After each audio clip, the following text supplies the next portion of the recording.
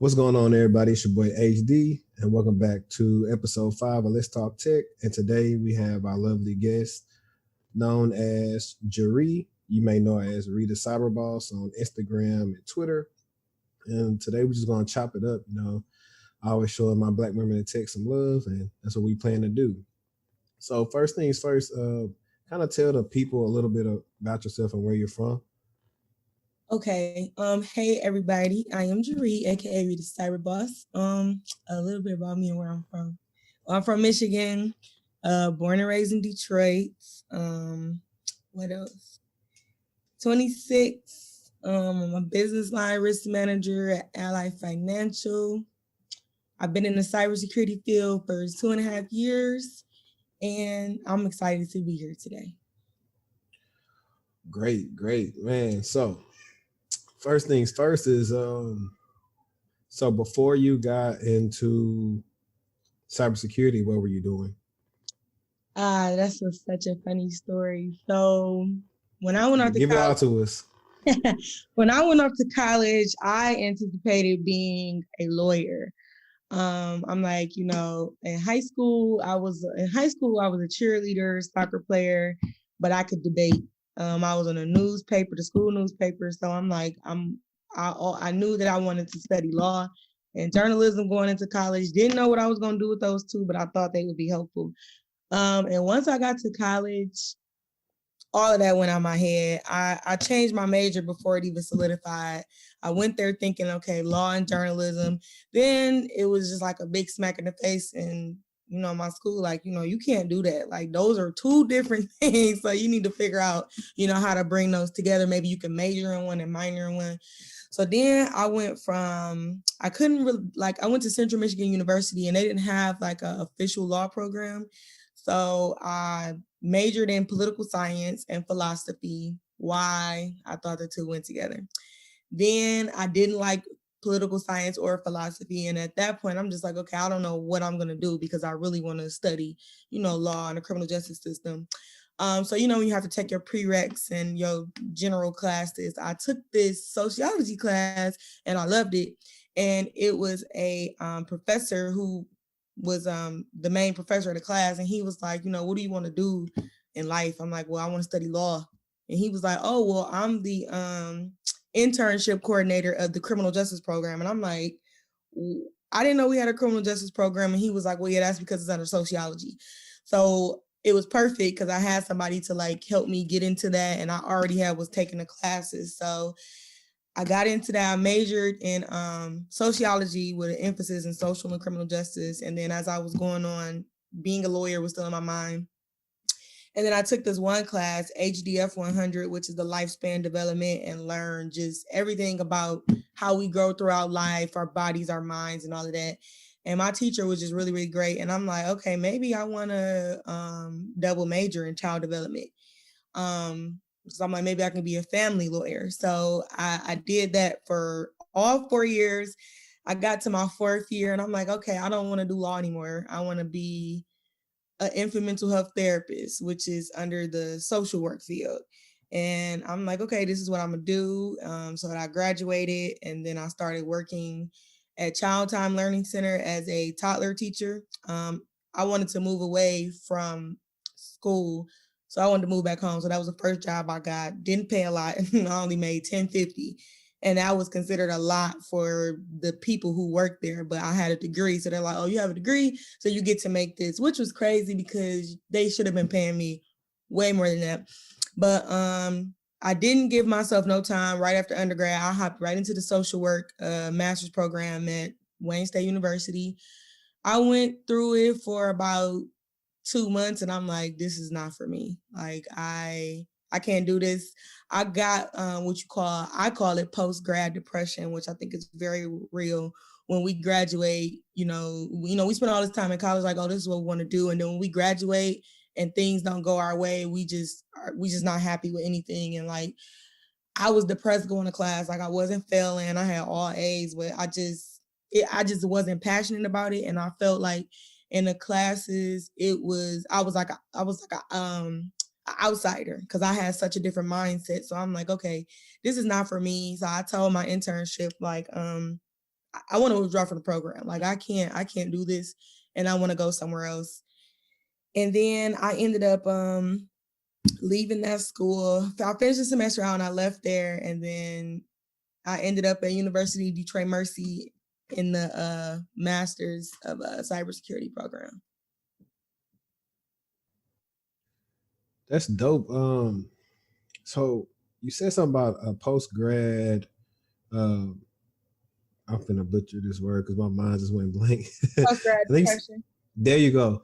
Yeah, I really hadn't heard that term too much. I don't want you to go like super deep in it, but like besides, I guess feeling like you was an outsider and other things about just not feeling the major. Like, how did you?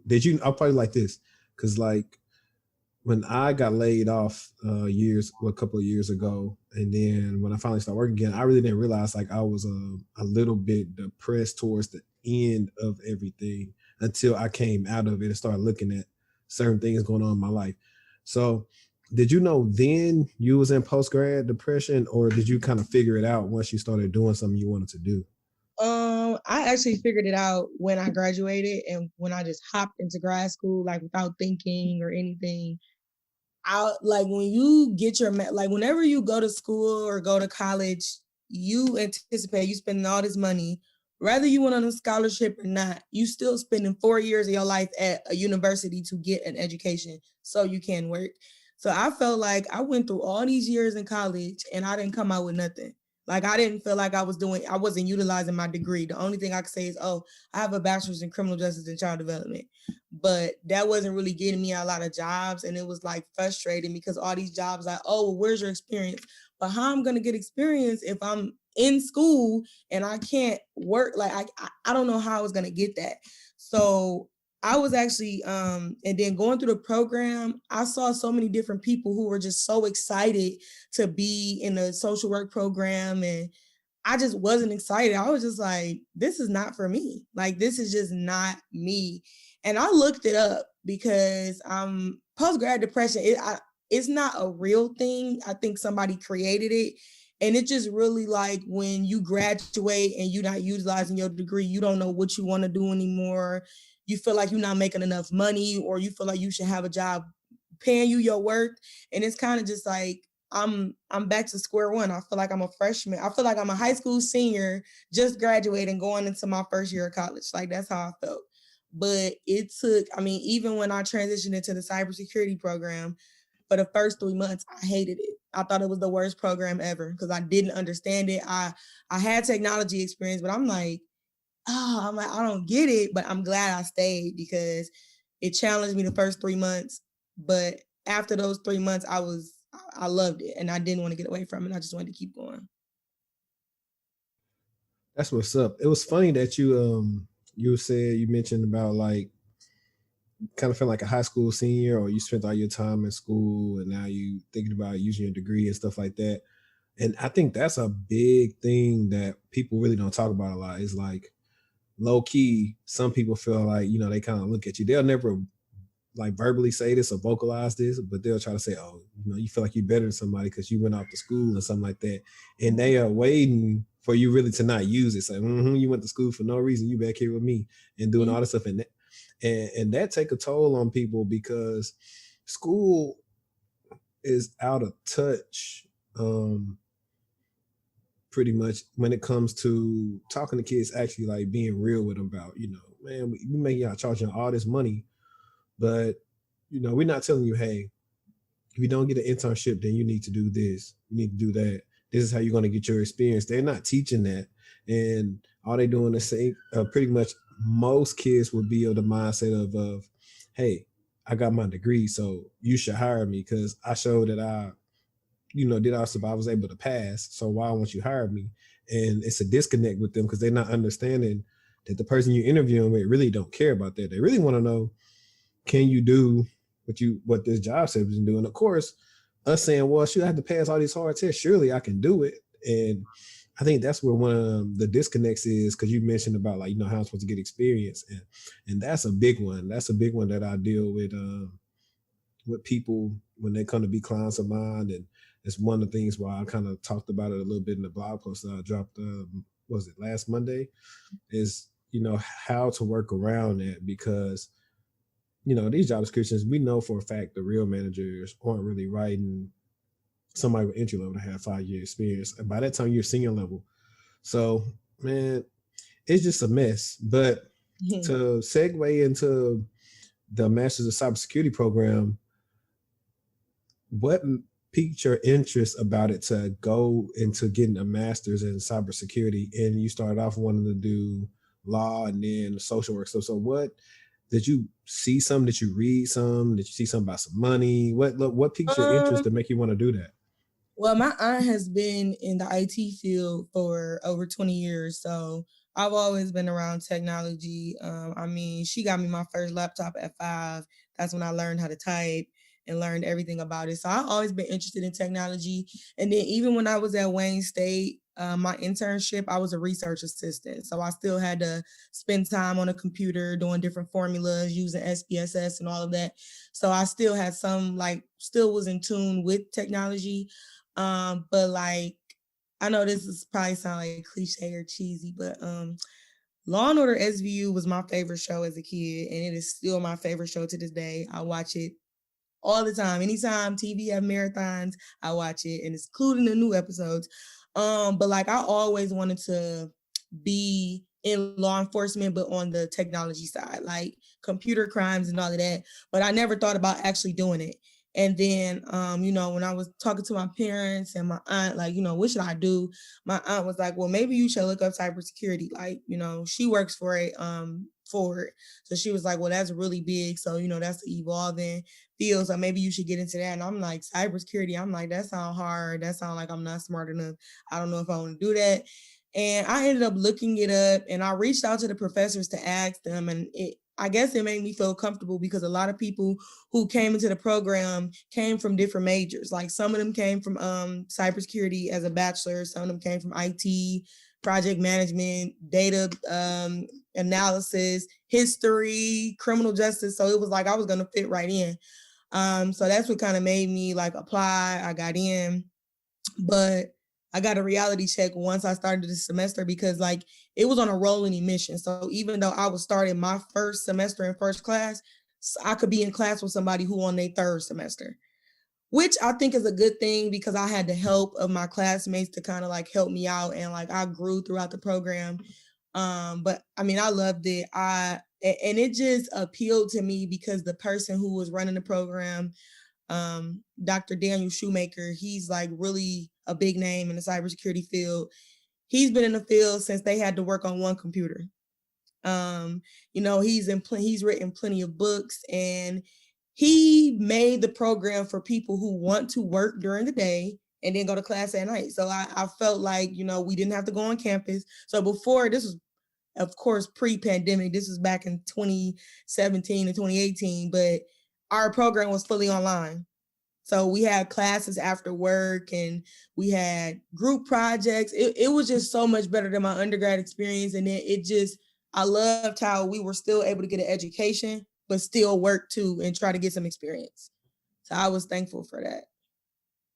Nice. Yeah, I like my master's program too because it's not like undergrad. Undergrad got you going through almost like 2.5 years of some BS of classes that you either already took in high school or classes that don't matter that you're not going to use in your career. And then you finally get to the classes the last kind of like 2 years. And from day one, I saw that, all my stuff in grad school was going to pretty much be beneficial for me.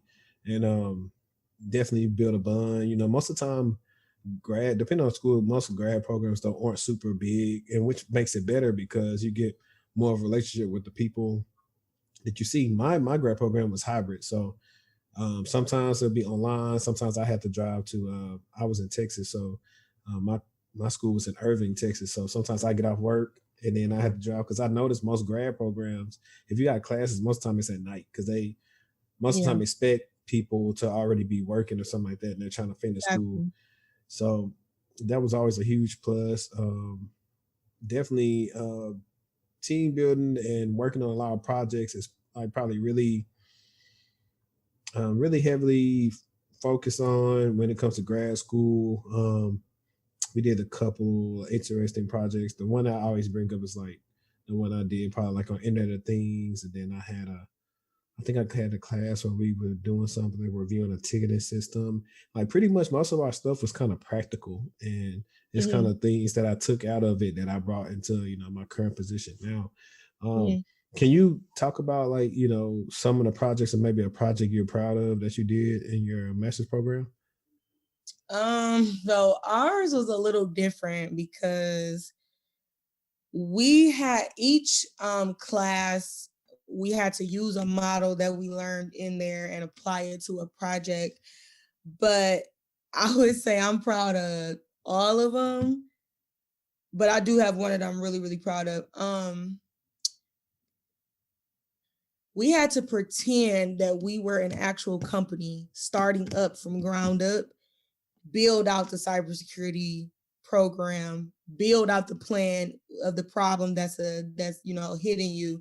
We had to do business plans. We had to do continuity plans, disaster recovery, executive summary, examples, just everything. We had to do a lot. And at first, I'm like, do I really need this? Am I gonna really do this?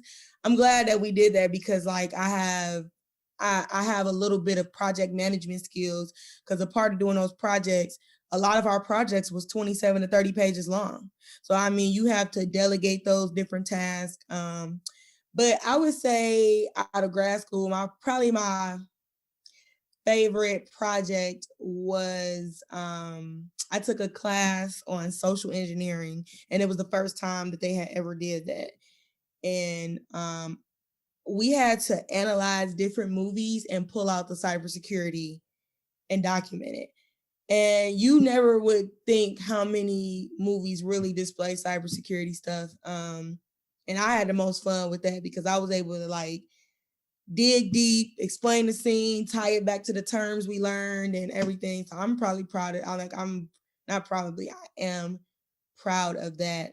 And my next project, the other project we had to do, we had to do we had to interview a company and build their plan out. And that's actually how I got into the cybersecurity field, by having somebody help me on that. And that's an interesting story, which is why I Hey, don't we regret. got time. Oh, okay. Well, so when I talked about working as a toddler teacher, I was at Child Time Learning Center, and they are owned by Learning Care Group, and Child Time, Tutor Time, Everbrook Academies, Montessori, they're everywhere. Um, I had been working there for, maybe by this time I was working there 2 years, and I'm like, this is just for me, just to make some money. Like, I have no intention on climbing up here. If I do climb up, I want to be at y'all headquarters. And I always said that. And the headquarters was actually in Novi, Michigan, which wasn't too far from where I stayed at because I stay in the suburbs. I stay in the suburbs of Detroit. So I'm like, okay. So one day, it's just so funny, just God working mysterious ways.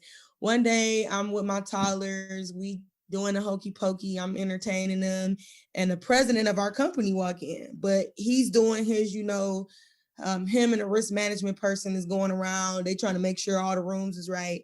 And people were scared to talk to him. And I'm like, well, I'm not saying that his role is not important, but it's not like he's the CEO. Like, he's a big wig, but I'm like, if he in here trying to talk to us, then obviously, he's trying to show that he's personable, which a lot of the Right. leadership team of Learning Care Group was. So he was like, oh, what is everybody going to school for? And I'm like, well, I'm going to school for cybersecurity. That's what my master's is in and whatever. He's like, oh, well, you plan on teaching forever? I'm like, no, I don't want to. He's like, oh, well, we have an internship program that we just started, and I'm pretty sure we're going to need a cybersecurity intern. Are you interested? I'm like, hell yeah, I'm interested. Like, in my mind, I'm like, hell yeah. So, but on the outside, I'm like, I mean, of course. He was like, well, let me connect you with my senior vice president of IT, and tell your boss to give me your information. I'll give her my information and email me, and I will connect you.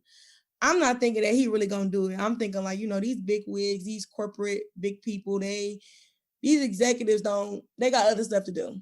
To them, I'm probably just a worker bee. So they probably like, oh, whatever. But sure enough, when I emailed him, he emailed me back in like 5 minutes. And I got help on my project from the senior vice president of IT. And then like 2 weeks later, he was like, you need to apply. We got it out here. I applied and I got it. So that was my internship at Learning Care Group. And I probably was like one of at my center, I was like one of the people who worked there and actually moved up to headquarters, because people didn't believe me when I'm like, oh, I'm gonna move to headquarters. Like I'm not doing this. They like, yeah, okay. And then when it happened, they like, wow, we can't really believe you leaving. I'm like, well, I'm still gonna be for the company. I'm just not gonna be here teaching. That was never my passion. Of course, I don't regret it at all. It did give me some skills. It gave me tons of organizational skills and conflict resolution skills. I mean, because I had 2 teachers who, I had to manage. So I mean, it gave me a little bit of leadership and management skills. But definitely I don't regret going to that internship, but I didn't end up staying there. And it, of course, had to do with my skin, but I didn't end up staying there. Yeah, no doubt. I mean, but look though, like like Deontay Wilder said, you spoke and believed it and received it, and you did what you said you was going to do. And I think the reason why President followed up on that was you spoke up. A lot of people, like you said, were scared, but you was like, no, this is what I'm in school for, and I'd be interested in doing that. And that's dope. That's really dope, because I always tell people like it's just I don't know. It's mostly I found out like most of everybody's journey into cyber has been different, and there's a lot of times it's almost like being at the right place at the right time. Sometimes, like mine happened to be just leaving my one company to go to a hiring fair at this other company, and that's how it worked out for me. Yours was you was at work and you talked to the president and he was like, "Oh, cool, come intern for this company at headquarters." And that's pretty cool. It's just because a lot of times people on the outside looking in thinking that, it's a lot of super smart stuff involved and a lot of things you gotta do, when sometimes it just come from talking to people. And soft skills, which a lot of people in this field do not have. I preach networking to everybody pretty much. Networking and doing the best job you can do at your current position, because you never know who your manager or who your owner knows that'll be like, oh yeah, this person is good. Like, if you're a friend of me, if my word says this, they're straight. And some people don't get that, so they BS sometimes in certain roles, and they come back to hunt them.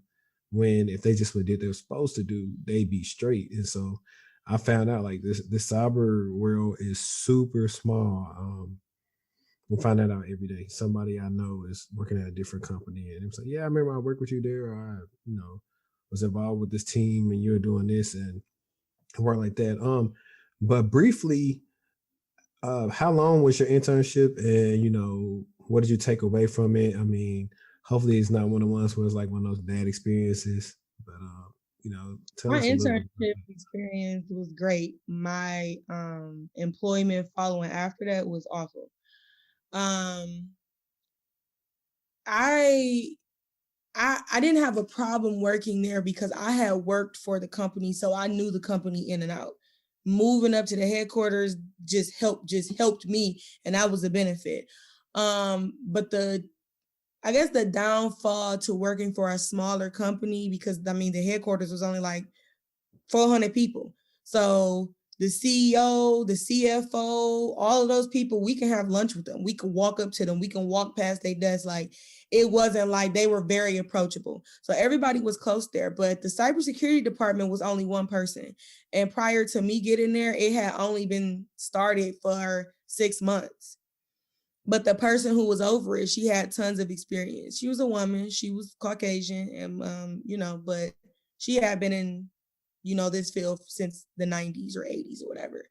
But my internship was great. I was learning a lot. I I was running phishing campaigns. I was doing third party risk management. I was doing vendor type of things. Helping people decide like, okay, are we going to bring this vendor into our company? Reviewing stock reports. Doing a lot of security awareness because cybersecurity had just started there. I mean, of course, they had web developers and the cloud team, the application team, and serving desk and engineering operations, but they had no cybersecurity. So just educating the entire company on it, just having fun with it, collaborating with other groups. I did a lot of that.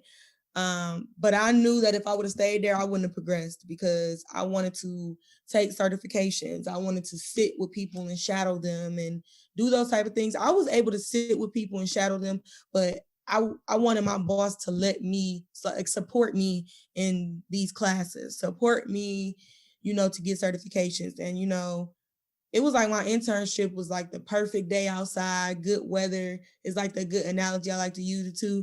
Then when I got hired, it turned into dark and cloudy and gloomy every day. So it's like, that's my analogy for it. But like I mentioned earlier, I ended up leaving there because I felt like they were just not ready for a young Black millennial to actually do a job.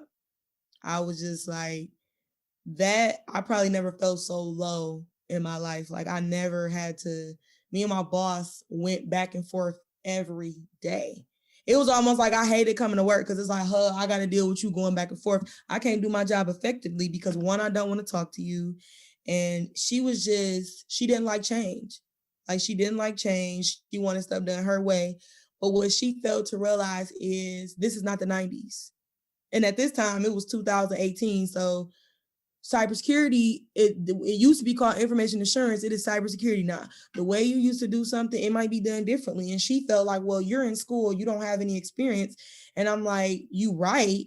I'm gaining the experience, but I can get stuff done a different way than you can. Like, you're not giving me a chance. So we went back and forth and, we tried all of the training stuff that HR recommend, sit together. We took a Myers-Briggs assessment to test our personality. And we went through so much. And then she put me on a PIP, she put performance, improvement plan.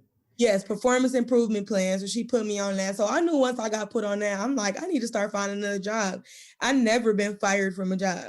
And I'm like, I'm definitely not about to be fired. And I just got into the cybersecurity field. So, just that for me was really, really discouraging because I didn't have anybody to talk to. I wasn't a part of no groups where I could, get mentored. However, I did go to a conference and the world is so small. A woman who worked at my job, who worked in the HR department, her niece was in cybersecurity at a different company. And I ended up meeting her at the conference and she's been my mentor ever since. But I vented to her. I started to vent to her a lot to, let her know what happened. But that probably was the worst experience ever, and which pushed me so much in cybersecurity because I was literally like kicked out of my job.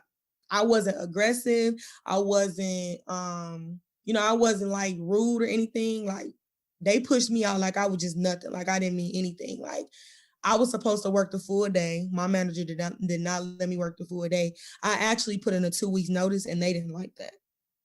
So, because my professor, everybody just for some reason loved my professor. So recruiters would meet with him all the time and he would just get them a list of names.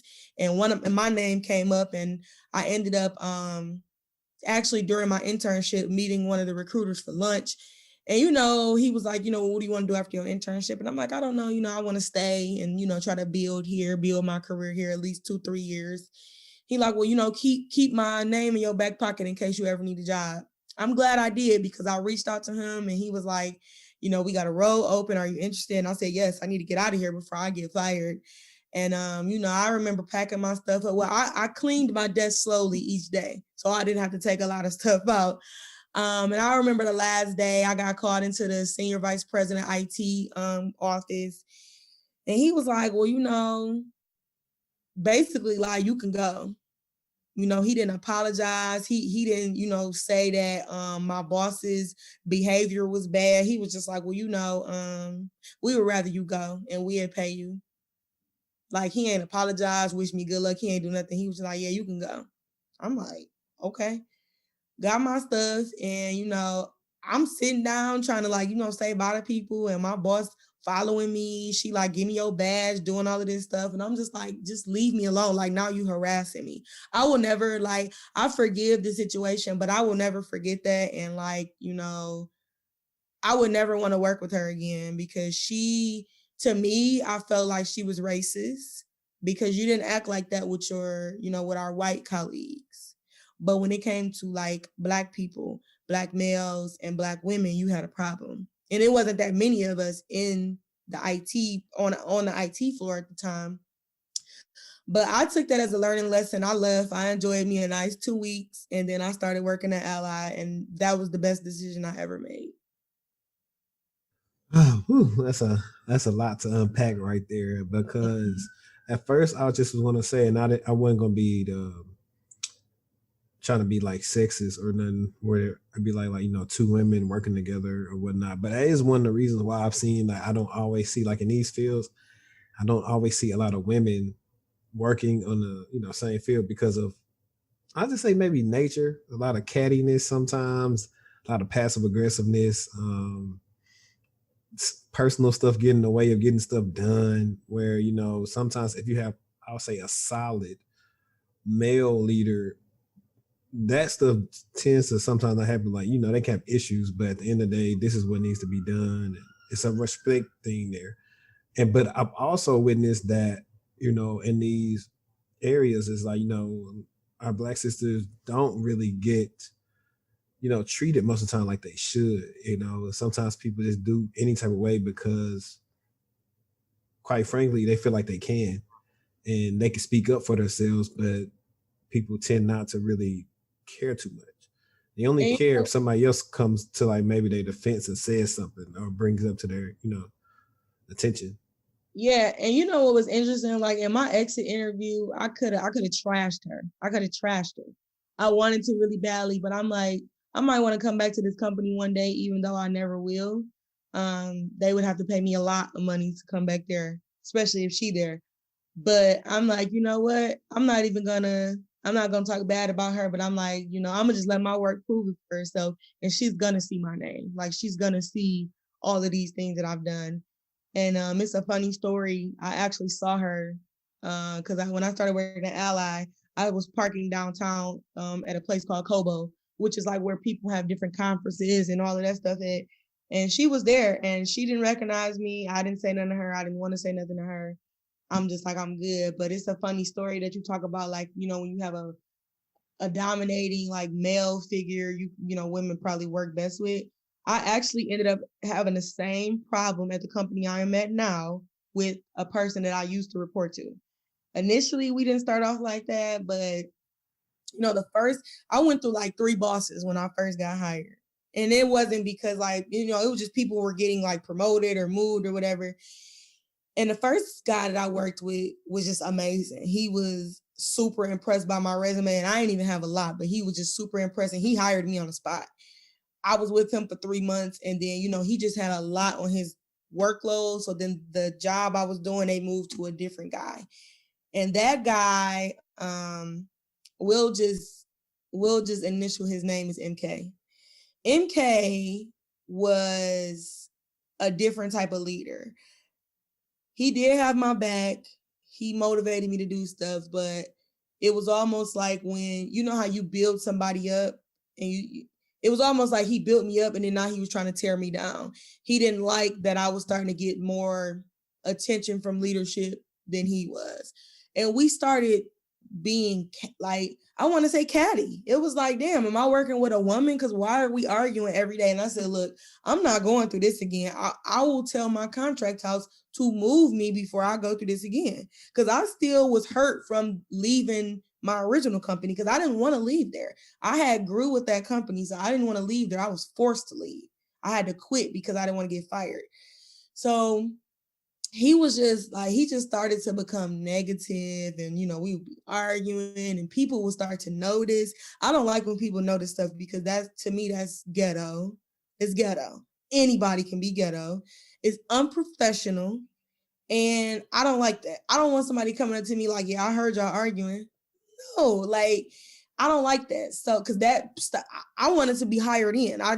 So I'm just like, okay, I'm leaving. Like, I'm gonna leave. So I'm in a sorority, and one of my sorors at the time, she became a audit manager at a bank, and she like, I'm building a team, come interview. I ended up getting a job. I got the job and they paid for my training, and then I had not MK that I was reporting to. He was like, oh, you should leave then. Like, he was just real negative. He ain't want me to stay. Like, he was going through his own personal stuff at work. So he just was bringing that down on me. But I did have an amazing person, and I'll just, PV, I'll initial his name as that. And he didn't want me to leave. He researched the bank I was going to, and he just laid it out to me like, well, we can offer you this instead of that. And he fought for me to stay. And I thank him, PV, for fighting for me to stay, because he is the reason why I am the way I am at work today.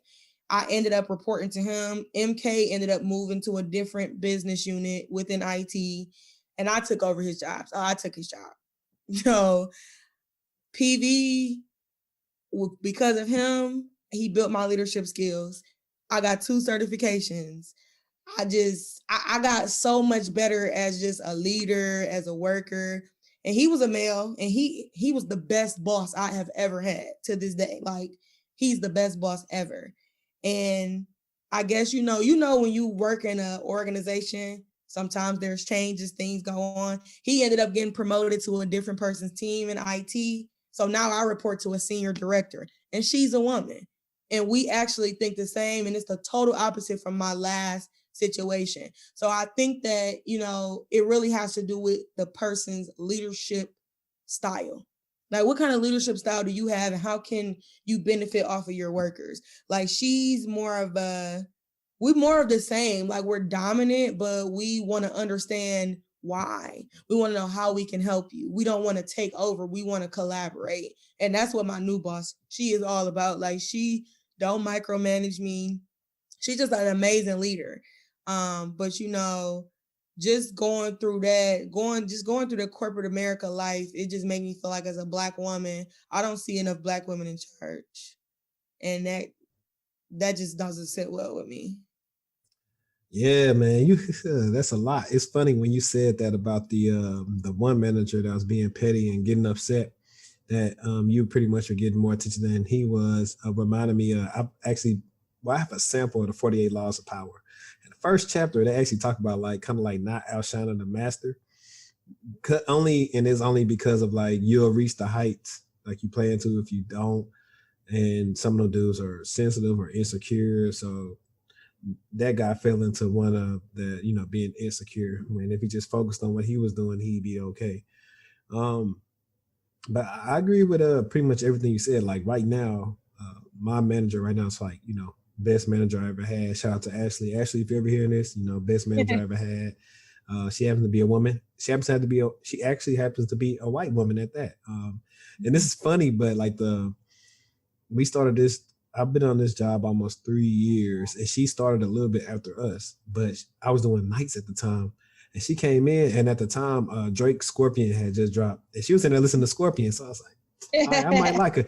I might like her. And sure enough, we did. And like, she's been the person that's always like fought for me, and pretty much always got me the most raises every time it came to do like the ACR every year. So shout out to Ashley about that. And then I like what you brought about leadership style, because in what was it? Dang, that's crazy. I did literally how you said about hired on the spot. I did this one interview process where everything happened within a week. It wasn't no screen this week and then next Friday we're gonna do this interview and that. Nah, everything was fast, so they let me know they really wanted me. But it's funny that you say that. My position was for a lead, and I kind of instead of like just doing a whole bunch of trying to make you believe what I say. I just gave them an example of like my leading style, and I'm pretty much saying like I'm the person that's gonna do it first, so people fall behind, fall in line instead of just dictating what you're gonna do.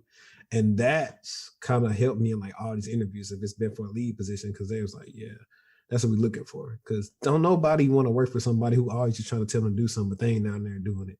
Like you got at least be a leader and do something first, and then people are like, oh well, shoot, they up this high and they can stay late, and do this. Why can't I?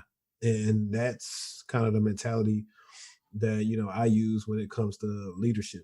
I'm a doer instead of just telling you what to do. Unless I got a whole bunch to do, I'll still show you how to do it. I'm just not one of them dudes who I like to delegate tasks. But that's real cool. So I remember you pretty much said that you do risk management. Can you put in layman's terms what is risk management? Yeah, so at my job, I'm a business line risk manager, and it actually basically within IT, how we met, like we think fast forward. So we created a team of individuals who would represent each business unit and help them manage the weaknesses within their business unit to help protect them from being hacked into. So I work for the infrastructure side. So we have a lot of COTS applications. We have a lot of infrastructure vulnerabilities because, as we know, Qualys is not the best tool, but still, and you're never going to not have vulnerabilities. And, we just being the infrastructure, we just have a lot to watch out for. And I mean, just internally, we have audits and we have different application testing, asset testing, so things like that. So I'm like the liaison between the business unit and the cybersecurity business unit to better, I'm taking the cybersecurity best practices and letting my people know this is what we should do. These are the standards that we should follow. This is how we should manage risk. When I first got this job, I was just a person helping. And when we talk about being like leaders, I thought I wanted to be a leader. And I'm like, no, this is like too much work, until this job actually fell in my lap and I had to just do it.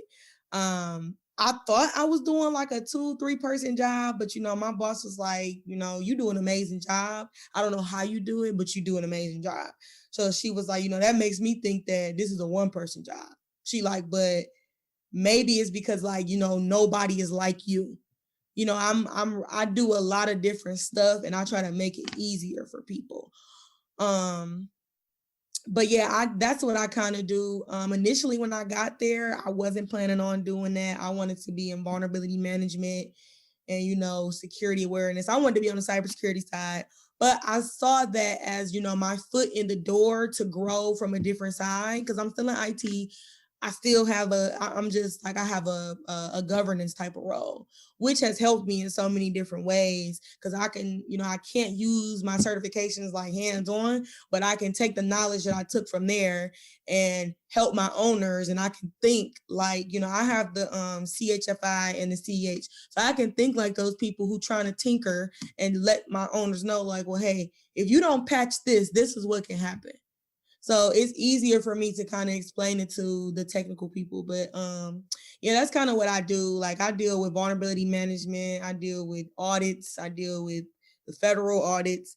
I deal with the risk teams, the testing, just kind of keeping us together and making sure that we educated on our risk management. And,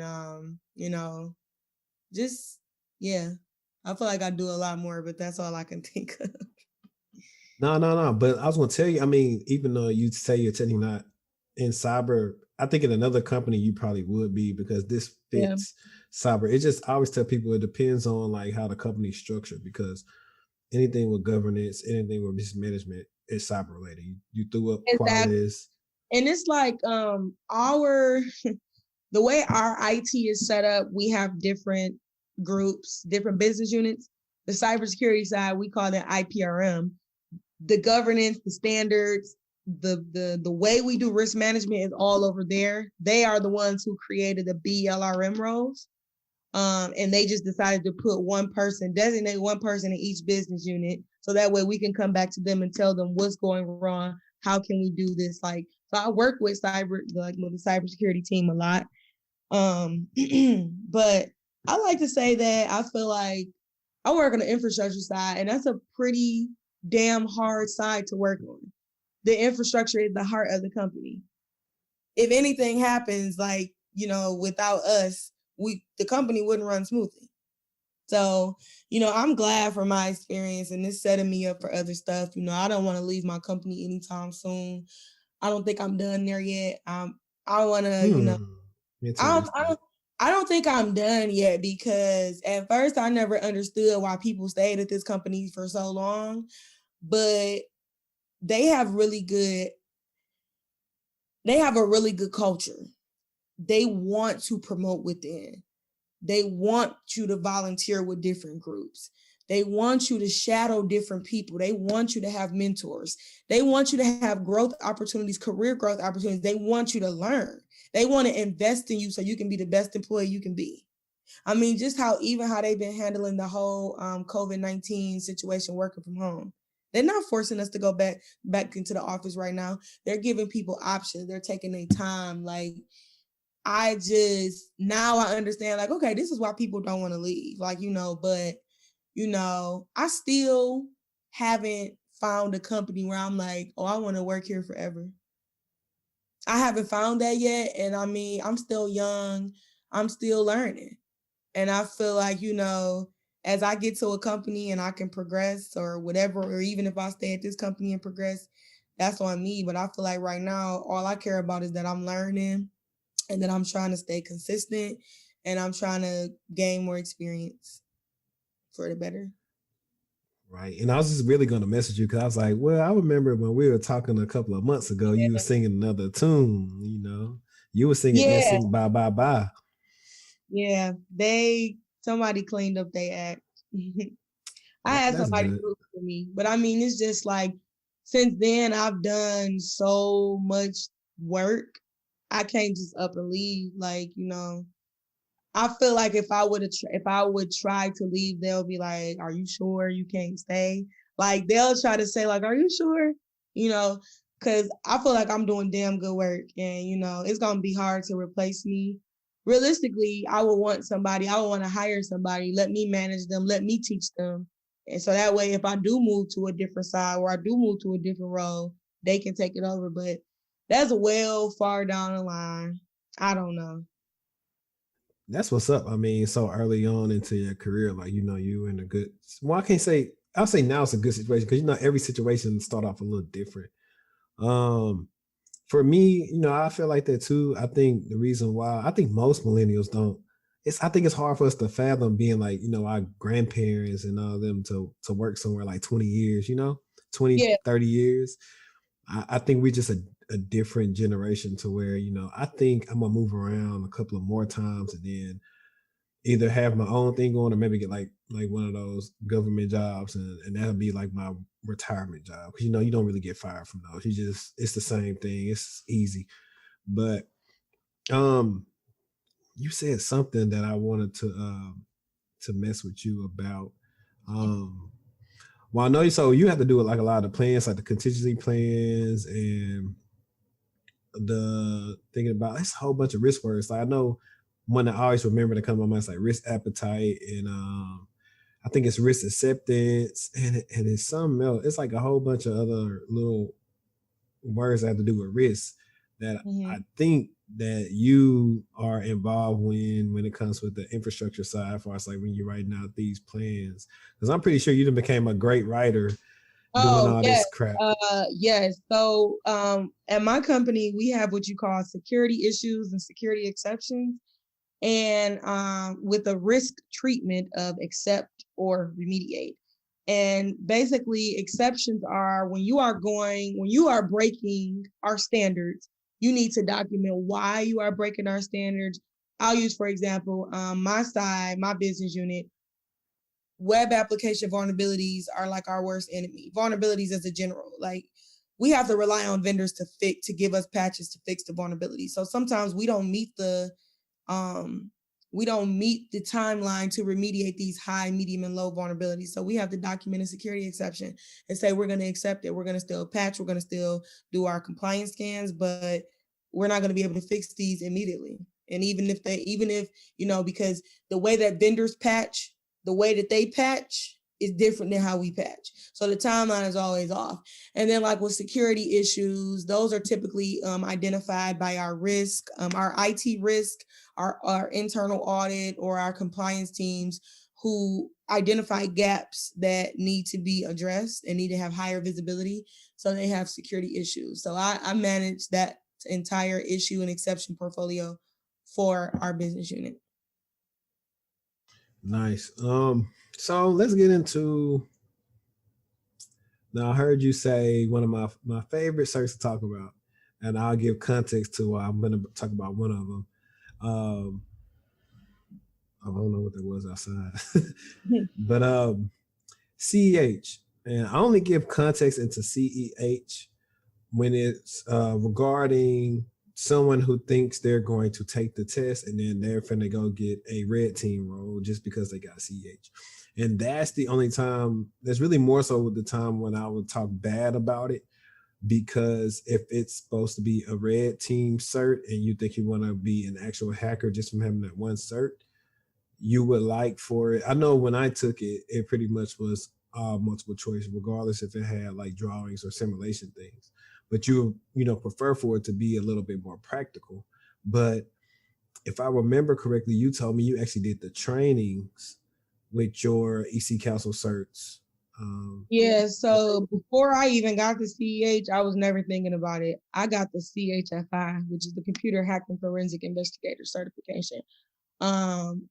My thesis or mini thesis, I forgot that I have a published article out there on Google. I wrote on cyber criminal profiling because I wanted to bring my criminal justice and my cybersecurity together. So I'm still very interested in cyber criminal profiling and just studying the mind of a cyber criminal and why people do the things they do. Like all of that stuff is interesting to me. So I'm like, well, that's the first certification that I want to get because I eventually I'm going to want to be in that type of role. So I got that. And the person that I had, Eric Reed, he, and it's a funny story. He used to be in the technology field, but now he teaches all of these different certifications. But his training, it wasn't just us studying. Like we talked about real life examples. We went through stuff. He showed us how to do it. And I think the problem that people have with the training, you're just looking at a book, which is why I don't believe in self-paced training. I just don't. I'm not that type of person, but being in a class with other people who are doing this job or learning how to do it, or just like me, it was perfect because we have all of these different labs and, he's showing us and we get to try it out. He encouraged me to take the CEH. I never planned on taking the CEH. I'm like, I don't want that certification. I'm like, because I'm probably not going to use it. And I'm like, but okay, I'll get it. I ended up taking a different class with him, and everything that I learned from the CHFI, I could put it into the CEH because people actually take those two simultaneously sometimes or right after. But I feel like with certifications, I think that people should take their time. You don't have to do certifications immediately. I hate when people say, oh, well, just get a certification. That doesn't do anything because do you know how to do what they're saying in the certification? I worked for 2 years before I even thought about getting a certification. And yes, even though I haven't used either one of my certifications, I still brush up on those skills. I still do things so I can keep my certifications. So that way, when I'm ready for my next two, because I have 2 more I want to get, I'm going to be good. I mean, everybody just don't immediately chase the CISSP. I just got interested in that and I'm still not looking forward to it, but I still want, I want one more before I get to that one. But I feel like with certs, I really feel like it depends on who you're being taught by and, how to actually put it to work. Some people just get it just to say, oh, I'm certified, but I don't go around calling myself a certified ethical hacker. I just say that I hold these certifications. Yeah, like just to touch on.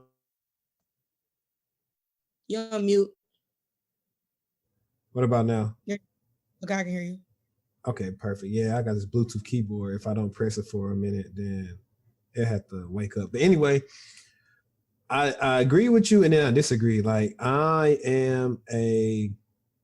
could probably do classes, but I like self-paced too, as long as it's an interesting instructor and we are doing labs. So like, if it's not the biggest cert, but it's like an entry level cert with the AWS Cloud Practitioner. That's one I did, but I was able to go through with his lessons and say, okay, go to your AWS environment. Let's do this, this, and this. So that is one of the ways. But I get, different people require different learning things. Different people probably require both, like in class and online things. But I definitely agree with you when it comes to the cert thing. I had a client today, and he first thing he mentioned was like Sec Plus, but he heard rumblings about Sec Plus, but he technically didn't know what role he wanted to do. It's nothing wrong because he come from a whole different field. And I was like, well, first things first, we need to discover to make your path. We need to discover what role you want to do. Once we discover what role we want to do, then we want to look at those roles and see what type of skills, those have.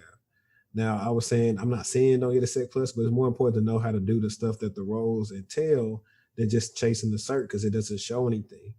I was like, most of these people out here now, are doing e-learning to where they get money from you coming to do their cert class and stuff like that. And I was like, I'm not hating on them, but some of them aren't in the industry. So they just like, yeah, get this cert, get this cert, get this cert. I was like, it don't mean much. I mean, people studying for a week or two and getting Sec Plus, it don't mean much. I mean, what did you really learn? I had another guy I talked to, and it's not talking about them. It's just like people get bad advice because the people that they're getting advice from either don't know what they're talking about or they just getting it from offline. And they had I forgot how many different certs they got within 6 months, but I was like, that's cool. But within 6 months, I know for a fact you don't really know how to do that stuff. It's similar to like being in college. We know when you're in college, like, unless you're using that stuff every day, you learned it for that semester or whatever, and then you kind of forgot about it. Mm-hmm. And that's kind of like what I, attribute to certs. So like, take your time. Now, if your job requires it, cool, go take it. But focus on labbing and knowing the skills. Then you'll be out there, you'll be better off in the job market. You won't be just saying, oh, it's so hard. I got this. I'm like, it's coming from a person that all they have was Sec Plus, in their degree, granted with helpless experience, who didn't really even know how to get what he was doing. He just had to just get it out the mud and hopefully, land something. And that's pretty much one of the uphill battles that we fighting. And we also got the freaking boot camps that are becoming more and more expensive, and promising people they're gonna get jobs afterwards. And I'm like, it don't really work like that. Just be careful before you go spend all that money on a boot camp. Especially make sure it's an interactive one, not where people just threw up slides and you're reading off of it. Kind of like sometimes some of the classes we did in college, it don't benefit. It really don't benefit you that much. So, you've been at your company for a while. How, let's do this because I'm a man, so my interactions are different. How do you feel your interactions with your contemporaries are being a Black woman? Do you feel respected, or do you feel like sometimes they feel like you don't know what you're talking about? Or how do you feel about that? I more so felt like it was my age. They felt like I didn't know what I was talking about. I didn't have no experience because I'm young.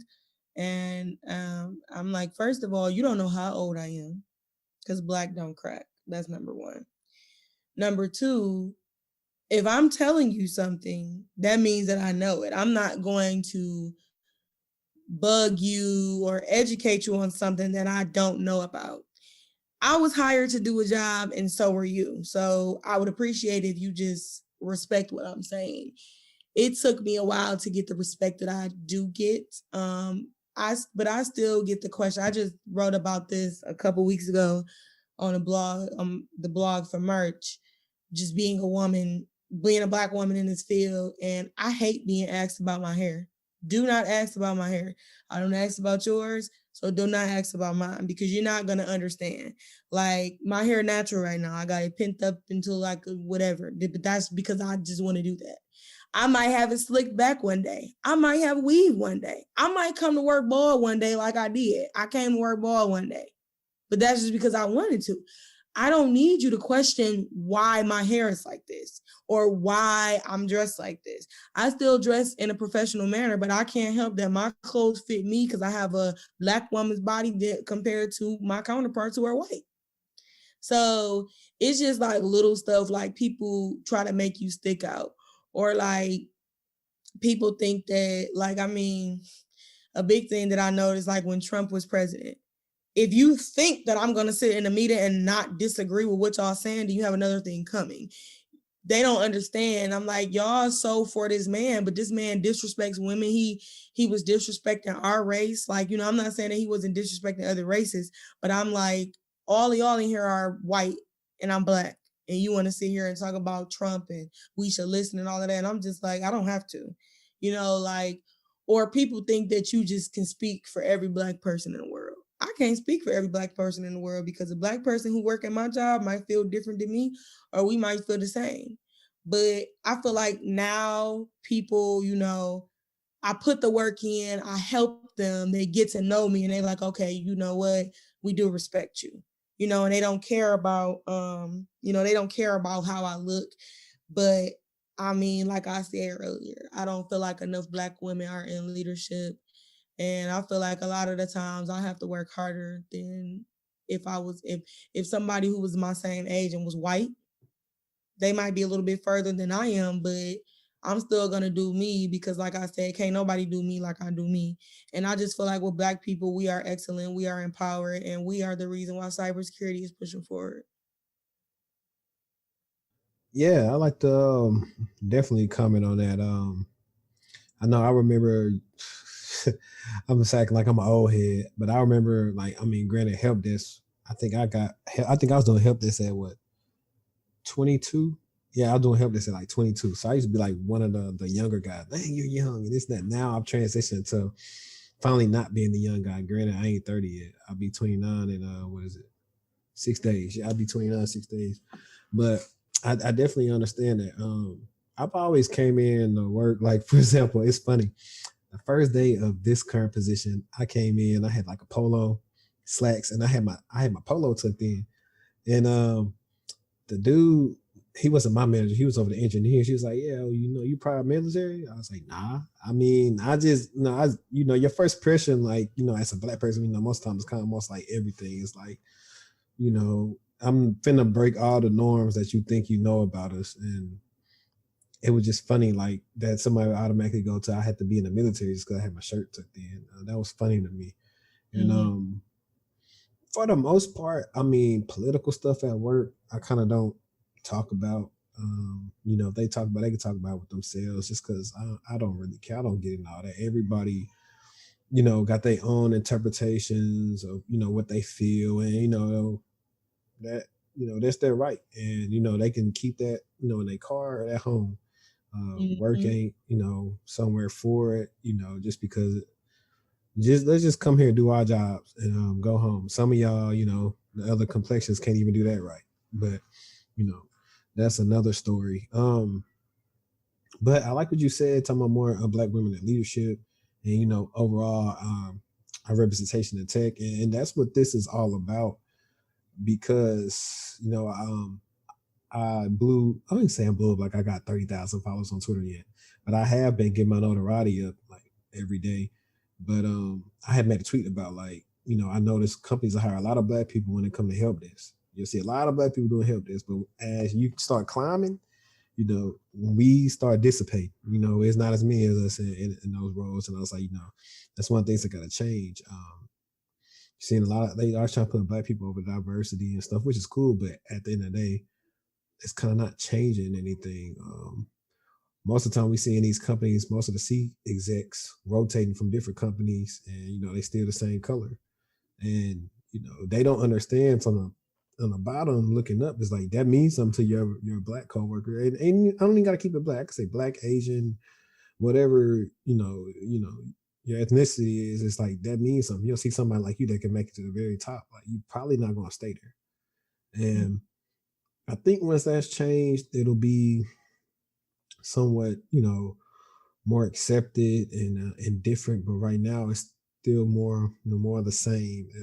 Why it's like kind of still a plateau you can hit, and that's why you see like a lot of us doing our own things, starting our own companies, because shoot, we can be our own boss. And speaking of that, let's segue into ReeTheeCyberboss.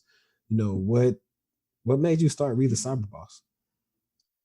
Well, it definitely has changed since I first started it. But I guess like on my Instagram, my social media, I used to just like give little cyber tips and help people out. And a lot of people that I just hung around just never heard of cybersecurity, or a friend of a friend wanted to be in cybersecurity and wanted to reach out to me. So things like that.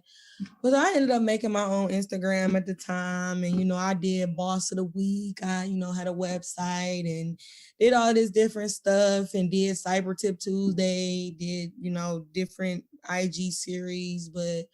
And I used to offer like different services, like, for small businesses, workshops, trainings. And then I honestly just got tired of it because I felt like people just were not appreciative of it. And I wasn't just for wasting my time. I'm like, well, I'm just gonna put it towards something else. So I actually removed my ReeTheeCyberboss Instagram page and I combined it with my personal page, because when I think of social media as, not just pictures, but you kind of give people a image of who you are as a person. And my Instagram is all about cybersecurity, and I have Crohn's, so I'm a huge IBD advocate. So I put a lot of tips on there about that, and then just me, like I just, I'm the spice to people's life, like literally. That's just, my last name is Spicer, but They need to be on a shirt. on the spice to people's life. But like, yeah, with ReeTheeCyberboss, I kind of think of that like is my alter ego when I'm talking about cybersecurity. So anytime I do, like, whether it's on my personal page, my bio is professional, I got highlights and stuff. When I try to do like creative, I've been slipping hugely lately in my content. But I'm just saying, like, as work get busier, sometimes I might not be able to be on social media, but I'm definitely gonna pick it back up because I have a lot of good ideas. But I started it because I just wanted to break the norm. I wanted to educate people in, and I wanted to really just educate for the culture, because we need more people in this field and we can do it. And I feel like if I had somebody like me back in the day telling me, oh, this, you should get into this field, I probably would have been in this field. So I think that, I want to be that voice for people. I want to break the myths of cybersecurity. I want people to get all of this stuff out their head that you got to wear a hood and sit in the dark for 8 hours to hack. No, you don't. Like, or that hacking is the only job in cybersecurity. Like, I want to do all of these different things that, I just want to do all these different things. And, a lot of people are like, dang, you deleted your Instagram page. I'm like, I still got my website, my blog on there, all my information on there. You can still book me, but I don't do one-on-one stuff anymore, meaning I'm not gonna, you got to pay me. I'm not gonna offer it. But like, if a school want me or a company want me to do like a workshop or a training or organization, I'm there. Or if somebody just want me to sit on a panel, I'm there. Like, I want to put my time into my job and then putting, my information into my content, because my followers love that. People who don't have no idea about cybersecurity, they're like, well, okay, when your next video coming out? Like, when you're like, I use a lot of like different movie clips, or I might do like a lot of TikToks or reels. Yeah, I seen that.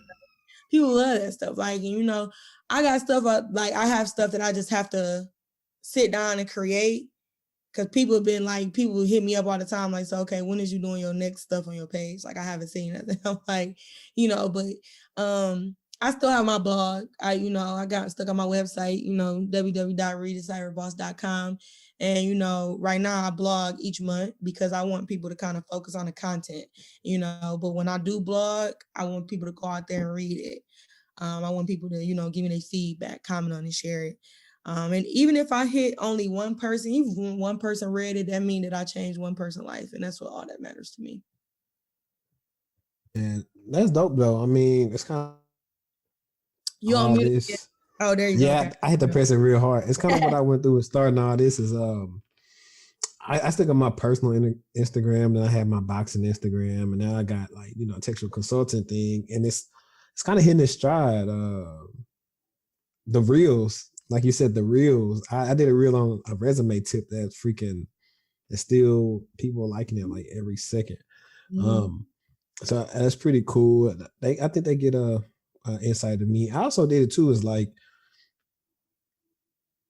everybody think being in this field, you gotta be somebody that wear glasses, that got tape in the middle, and you this unattractive person, that don't get like women or men. And I also did it just show my face. I'm like, nah, you can be a regular looking dude. You ain't have to be, I played football in high school. It's like, granted, I've always been like, at least have like, decent IQ or however, if you want to say I'm super smart, go ahead. But I just did a show like I'm a regular dude, and you could be a regular person and you can do it too.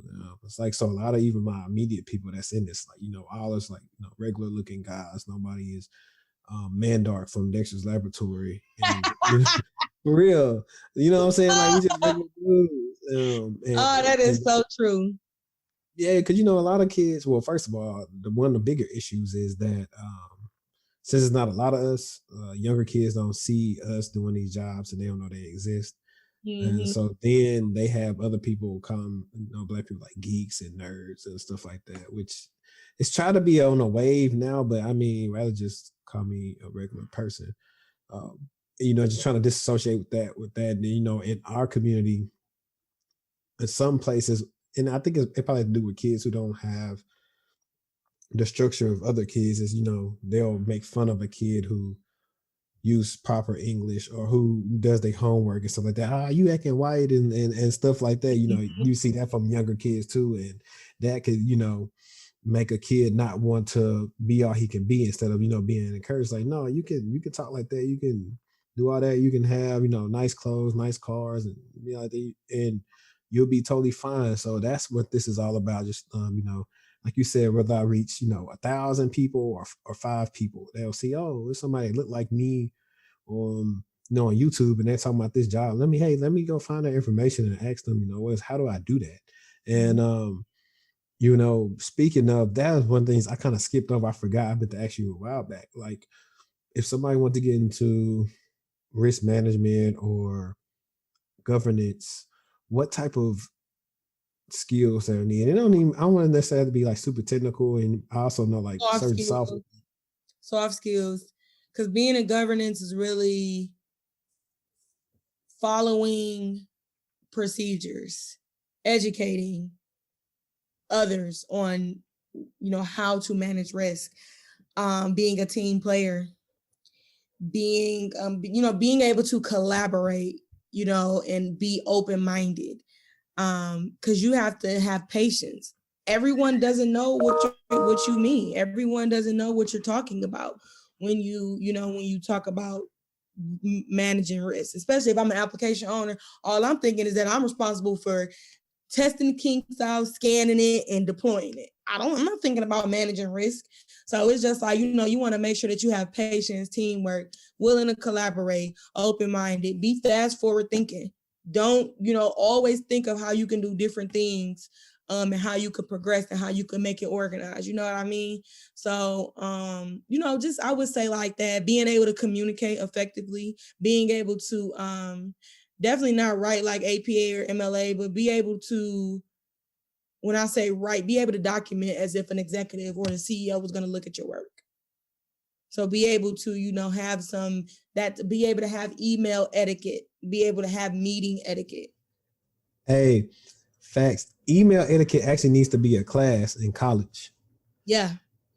Because it's something you really don't learn. I kind of got good at it from help desk, because you got to do a lot of emails and talking to customers a lot, and from ticketing and documentation made me get better at like just email etiquette. But that is a big one, because a lot of times people email like they texting, and it's a difference. You're like, what did they mean? I don't know, what's going on out there. But yeah, that's pretty good. Pretty good pointers. I believe like somebody in risk management. So I know maybe somebody who auditing probably could switch over, or somebody in banking or whatever type of position you think could possibly switch over to like risk management, I because mean, some similarities there. I feel like it's flexible. I feel like the most technical person can be in risk management because that's where it starts at. I feel like somebody who's an ethical hacker can be in risk management because at least they coming over with the experience like, okay, this is what can happen if you don't follow these guidelines or these procedures or, managing your risk and educating. I feel like it's very flexible. I mean, like, I feel like cybersecurity is just, I feel like it's such a flexible field for people to get into. You just have to take your time and not rush through it. But, I feel like with risk management, that's probably like, I really feel like analyst, help desk type of work is where you first get in. Then you move up to like, like a risk management and governing documents and all of that. I feel like this is like the next step. And I feel like after like being a risk management, you might can be an ethical hacker, or you might can be a security architect, or you might can be an engineer. You can't be an architect, engineer, then then you be an architect. You know what I'm saying? So I just feel like, even though I take my time with this job, I do a damn good job at it, and I take all these skills in, and I'm a hot commodity at work. There's so many people like, you sure you don't want to come work for me? And I'm like, I'm not ready to do that job. But people are like, I always say, oh, I'm not technical enough yet. Still need more experience. They like, no, you didn't know. I didn't know what I was doing when I got this job. I made it into my own, and I was able to do it. I learned the ally way, as we say. And I'm gonna just Look keep at you, sound like somebody at a career fair. Yeah, that literally, I didn't even believe that, but it really is an ally way, and that's how they develop their culture there. And I love that they do that. They make you feel like, okay, you have turned something into the ally way, which means like you got it. And you're really taking advantage of the type of job you have, and you taking the opportunities at the company. But I mean, yeah, I'm just gonna still do that, still do the same thing, and I'm gonna just keep going. I love cybersecurity. I'm super passionate about it. And as I'm sitting here talking about it, I done got so many ideas for all type of reels that I'm gonna have to make. There you go. Yeah. Because I need to make some too, but I've been slack. I've been super busy. I got some content to make. I got a resume to fix. Mm-hmm. But I'm about to mess with you because we're gonna get off of the what's called talking. I'm finna just message you about like. Wait, how long is your episode? It just be going, man. Hey, I was finna message you. I'm surprised you ain't in the interview with the buff song. You know what I'm saying? Why you ain't buffed up? No, I'm not buffed up. First of all, them glasses are expensive. Man, get the fake ones. They can't nobody tell. I don't do fake. I do not fake it until I make it. Absolutely not. Then you gotta hit them with the real or no people. Then when they ask you where they at, you got to hit them with the Buffy problems, No, it's a real deal or not. But I do want some buffs. That's going to be my gift to myself. Maybe when I pass another certification, that'll be my gift to myself. Or maybe my boyfriend to get it. Who knows? He probably ain't going to give me that. All right, so listen to 2, drop 1. We got Sada Baby, 42 Dub, and we got T Grizzly. Who you dropping? Wait, hold on. You trying to name? I feel like you missed other people, but them the 3 that you know about that I know about, but I would say might be, and I try to play. I said them 3 because they are kind of like in the same vein, almost kind of not in rapping skills, but kind of some of the stuff they rap about, and maybe like widespread might be like the bigger 3 out of honestly, like countrywide maybe. Well, honestly, I mean, I listen to Detroit music, but I don't listen to it every day. My favorite rapper is Drake, so that is all I listen to. Like, I'm not saying that I won't listen to like everybody else. I'll listen to everybody else, but like, I think Detroit music is very unique. I think that we put a lot of people on the map. I think a lot of people, we just real out here. But yeah, I'm more of like a type of most of the time I'm like an R&B type of person, like a Dre with his R&B stuff, and like her and Brent Okay. Ayaz. You the I'm Tech like Bass that. listen and light candles type person.